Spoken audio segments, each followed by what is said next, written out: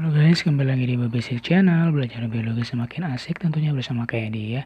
Nah, kali ini kayak dia akan ngebahas soal luar biasa, karena kayak bahasa Indonesia kamu harus ngebaca dulu yang namanya suatu cerita baru ngejawab soalnya ya.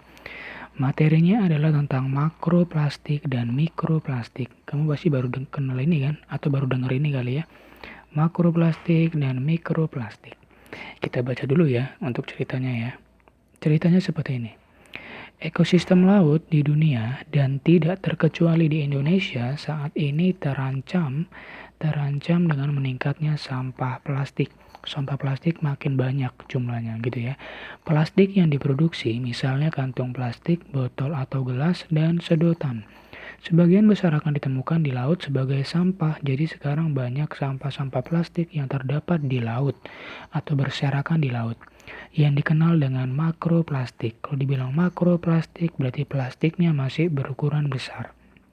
Kemudian, sampah tersebut telah menimbulkan masalah besar bagi hewan laut. Jadi, menyebabkan masalah besar bagi kehidupan hewan laut atau biota laut.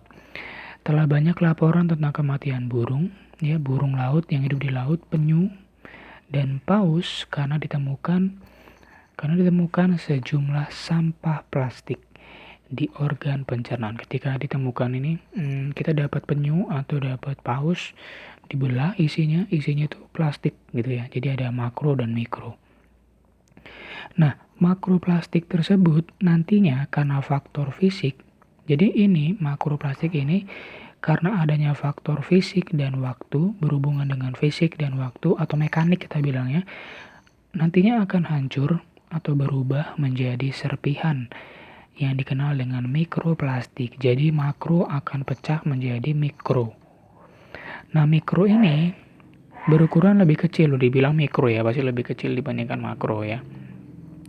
Dimana ukurannya lebih kecil dari 5 mm. Jadi ukurannya lebih kecil dari 5 mm dengan bentuk berupa boleh fiber, boleh fragmen, maupun film, dan granula. Granula itu kayak butiran-butiran ya. Nah, saat ini peneliti LIPI telah menemukan jumlah mikroplastik di air laut Indonesia cukup banyak, yaitu sekitar 30-960 partikel per liternya. Dalam 1 liter air laut itu ditemukan sekitar 30 sampai dengan 960 partikel mikroplastik, sangat berbahaya sekali ya. Mikroplastik ini juga menjadi masalah besar organisme laut dan juga manusia. Kok bisa manusia? Ya, kalau kamu makan ikan, di mana ikan itu sudah mengkonsumsi mikroplastik, maka kamu juga mengkonsumsi mikroplastik secara tidak langsung ya. Kalau kamu makan ikan, ikannya mengandung mikroplastik, maka kamu makan mikroplastik juga secara nggak langsung ya. Nah, itulah untuk pembukanya. Jadi kalau untuk menjawab soal ini harus membaca soal itu dulu ya. Langsung kita masuk ke bagian soalnya. Soal 1. Penyu, kamu tahu penyu ya, penyu berbeda dengan kura-kura. Penyu sering ditemukan memakan sampah makroplastik. Ingat, penyu makannya bukan mikro, dia memakan yang makro. Penyu memakan sampah yang jenis makroplastik yang berupa kantong plastik. Dia memakan kantong plastik.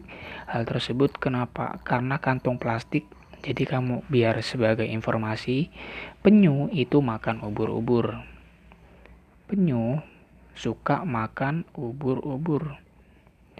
Nah, kenapa si penyu itu memakan plastik itu? Karena penyu memungkinkan atau menduga ya, kalau si plastik yang gede tadi yang melayang-melayang di air itu adalah makanannya, alias itu dikiranya ubur-ubur. Maka jawaban yang B. Kemungkinan menyerupai ubur-ubur atau menyerupai jenis makanannya sehingga dia mendekati plastiknya dan memakannya. Ternyata enggak. Setelah dimakan ternyata bukan ubur-ubur gitu ya. Nah gitu ya. Kalau anemon itu dia di dasar laut, nggak mungkin penyu ke bagian bawah, bukan ya. Dan biasanya kalau plastik kan ngambang, bukan tenggelam ya. Sebagian besar plastik itu adalah mengambang, bukan tenggelam. Kalau anemon itu di dasar laut ya. Karena berstruktur lunak, salah. Plastik itu bukan lunak, tapi plastis. Bukan lunak ya, karena plastik itu sifatnya plastis, kemudian memiliki warna yang menarik. Enggak juga, ada plastik yang cuma warna putih hitam, jadi warnanya bukan menarik, bukan masalah warna ya. selalu berada di permukaan laut. Enggak juga, ada yang ngambang, jadi enggak selamanya di permukaan air laut. Maka jawabannya Bogor. Lanjut, sekarang ngomongin mikroplastiknya sendiri. Pernyataan tentang mikroplastik di bawah ini tidak tepat, jadi cari kata yang salah tentang mikroplastik.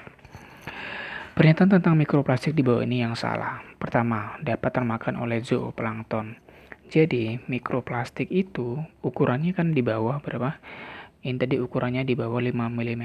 Bahkan ada peneliti yang menemukan ukurannya ada yang 1 mm. Nah, kalau ukuran 1 mm ini, maka ukurannya lebih kecil dari plankton. Tahu plankton ya? Ukurannya berarti lebih kecil dibandingkan plankton. Kalau ukurannya lebih kecil dari plankton, berarti si mikroplastik ini bisa dimakan sama zooplankton dong, atau bisa juga dimakan oleh fitoplankton. Berarti yang A ini benar karena ukurannya sangat kecil dan bisa aja termakan oleh fitoplankton ataupun zooplankton dalam suatu rantai makanan di air ya. Gitu ya. Oke, lanjut lagi. Kalau kita bahas lagi kalau kakak mau bahas yang dulu ya. Bahas yang dapat masuk dalam jaringan makanan. Bisa, kan tadi dibilang mikroplastik bisa termakan oleh fitoplankton maupun zooplankton. Kemudian zooplankton dimakan oleh ikan kecil. Ikan kecil dimakan oleh ikan besar atau dimakan ikan kecil maupun ikan besar dimakan sama manusia. So berarti bisa menyebabkan proses bioakumulasi dan bioakumentasi. Bioakumulasi dan bioakumentasi. Ini adalah proses pengendapan bioaugmentasi, pengendapan racun di dalam tubuh makhluk hidup melalui suatu rantai makanan. Bioakumulasi plus bioaugmentasi. Itu pelajaran kelas 10 ya, ekologi. Nah, berarti yang ini juga benar, bisa ya. Kemudian kakak mau bahas yang B sekarang. Sorry acak-acak sengaja ya. B. Dapat berfungsi sebagai media hidup mikroorganisme patogen. Bisa. Yang namanya mikroplastik ini merupakan unsurnya kecil, partikelnya kecil, dan dia gampang sekali jadi tempat hidupnya mikroorganisme. Contohnya kayak bakteri-bakteri di laut. Ya, kenapa nanti ada suatu proses yang menyebabkan makroplastik bisa berubah menjadi mikroplastik karena adanya faktor faktor biotik, yaitu adanya bakteri ya. Maka jawaban yang ini benar. Kemudian kita bahas yang D. Dapat mengikat logam berat. Kalau kamu belajar kimia itu ada plastik. Kalau plastik kamu temukan logam pasti akan bereaksi ya, reaksinya kimia. Maka ini juga benar. Kalau yang C akan larut dan terserap oleh tumbuhan air. Benar. Salah.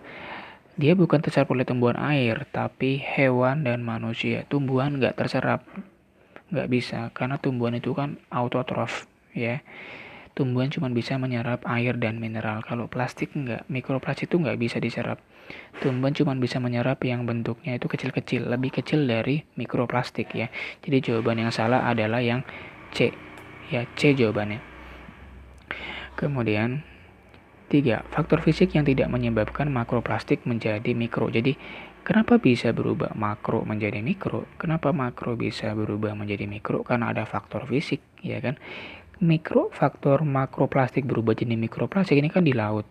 Otomatis ngomongin gelombang, ya kan? Kemudian di sana itu kan panas. Kalau plastik berarti kan ngambang, berarti di atas permukaan air, berarti dia kena sinar UV. Kalau sering kena sinar UV maka dia bisa pecah.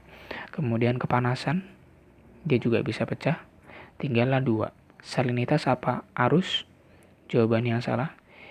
Jawaban yang salah kita nyari yang tidak ya. Jawaban yang salah adalah yang E. Salinitas ini kan pH ya atau garam. Kalau salinitasnya terlalu tinggi, otomatis bisa menyebabkan pemecahan atau reaksi kimia pada makroplastik menjadi mikroplastik. Jawabannya itu yang mana? Yang E dong ya. Kenapa yang E? Karena arus ini cuma ada di sungai, guys.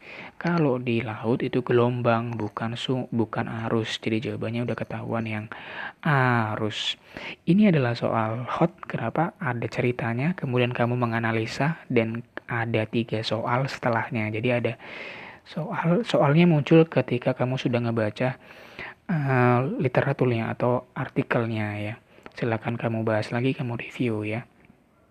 Silakan kamu share video ini jika menurut kamu video ini cukup membantu kamu untuk belajar biologi lebih rajin dan bisa mendekatkan kamu dan teman kamu untuk lebih dekat di kursi PTN. Amin.